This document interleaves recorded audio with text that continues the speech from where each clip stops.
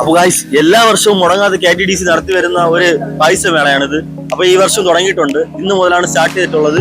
ഇന്ന് മുതൽ തിരുവോണത്തിന്റെ അന്ന് ഉച്ച വരെയാണ് ഇവരുടെ പായസമേള ഇവിടെ ഉള്ളത്. അപ്പൊ എല്ലാരും വന്ന് ട്രൈ ചെയ്യുക, നമുക്കും ട്രൈ ചെയ്യാൻ ഗൈസ്. അപ്പൊ KTDCയുടെ 38ാമത്തെ പായസമേളയാണ് ഇന്ന് ഇവിടെ നടക്കുന്നത്. അപ്പൊ ഇതിപ്പോ 38ാമത്തെ പായസമേളയാണ് ഇവിടെ നടക്കുന്നത്.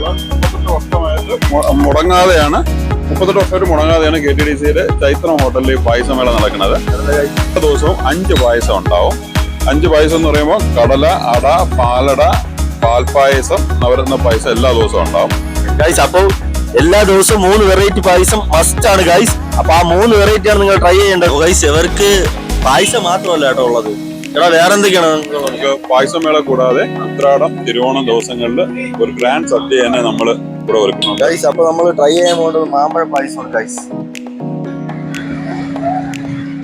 ഗൈസ് രക്ഷയില്ല ഗൈസ്. അടുത്ത അവിടെ വെറൈറ്റി ഐറ്റം റെഡ് വെൽവെറ്റ് ആണ്. ഇതുപോലെ മസ്റ്റ് ട്രൈ ഐറ്റം ആയിരിക്കും.